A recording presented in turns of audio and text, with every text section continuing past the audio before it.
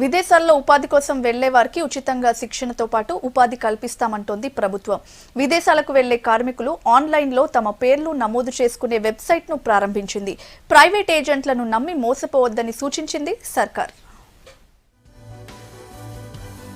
రాష్ట్రం నుంచి విదేశాలకు ఉపాధి కోసం వెళ్లే కార్మికులపై నజర్ పెట్టింది రాష్ట్ర సర్కార్. ఏజెంట్ల చేతిలో మోసపోకుండా ప్రభుత్వం ఓ ప్రత్యేక సంస్థ వెబ్సైట్ లాంచ్ చేసింది. ఇందుకోసం Telangana overseas man power company limited TOMCOM అనే వెబ్సైట్ ను రాష్ట్ర హోంమంత్రి నాయన నరసింహారెడ్డి ప్రారంభించారు.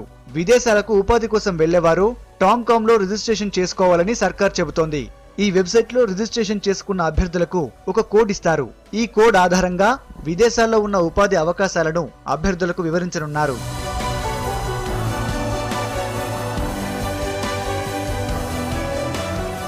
రిజిస్టర్ కూడా అయిపోయిన టామ్కామ్ కంపెనీ, ఆ కంపెనీ ద్వారా విదేశాలకు కార్మికులను పంపడానికి కార్యక్రమం నిర్ణయం జరిగింది. దాని సందర్భంగా ఆ మధ్యన మేము దుబాయ్ కూడా పోయి వచ్చాం. దుబాయ్లో దాదాపు 750 మంది కార్మికులకు మేము ఒప్పందాలు చేసుకొని వచ్చాం.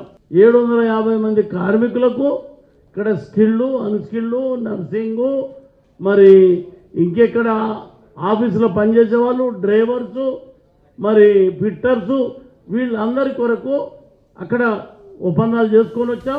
ఉపాధి కోసం వెళ్లిన వారి సంరక్షణ బాధ్యతను కూడా ప్రభుత్వమే తీసుకుంటుంది. రాష్ట్రానికి చెందిన ప్రతినిధి తెలంగాణ నుంచి వెళ్లిన వారి బాగోగులు పర్యవేక్షించనున్నారు. కార్మికులకు ఉచితంగా ప్రయాణం, వసతిని కల్పిస్తారు.